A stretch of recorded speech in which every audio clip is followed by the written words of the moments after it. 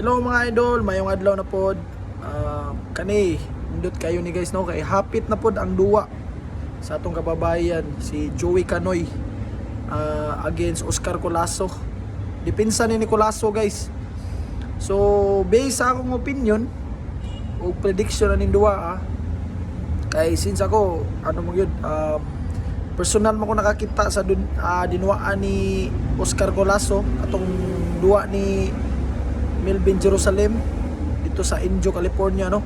Usa mo ko atong cornerman ni kuyog mo atong duaan nila sa Amerika. So si Canoy guys dakog chance nga mudaog anang duaa kung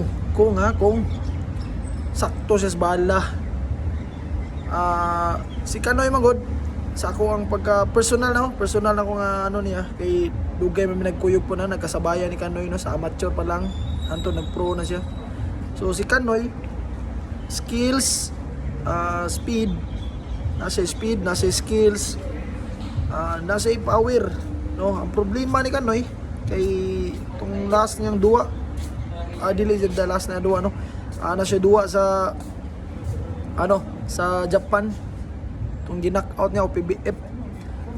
So medyo nakita na ko ang mga early rounds ni Canoy dito, guwapo, tapos by the late rounds pass out. So usa na sa advantage ni Colasso kay si Colasso guys dili siya ingon maayo jud nga boxer, pero nasa tungod i-drain kag maayo ba manang yang manang usa sa give up ni dito ni tung duwa ni Melvin dito sa Indio, California.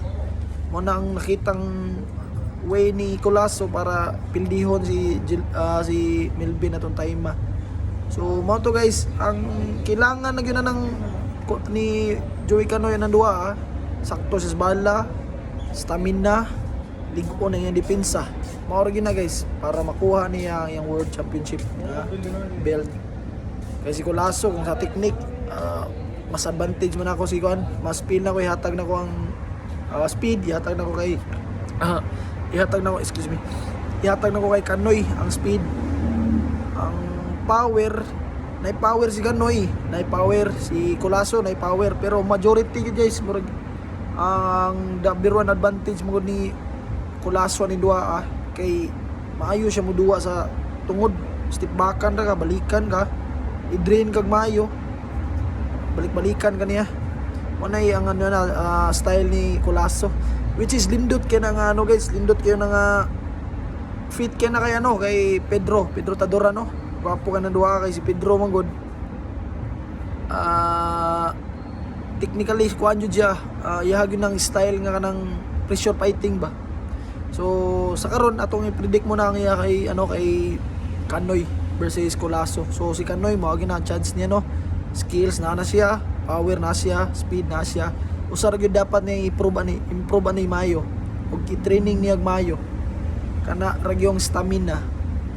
Og adaptation sa Amerika kay lahi ang time no. So dapat siguro katong kami dito si Melvin 2 weeks ra miya to. So medyo dili wala pa kay naka-adapt si Melvin na to no. Ako gasuk-gasuk gani ko ato. Tong training na ako dito sa wild card. So kailangan makuha gina niya og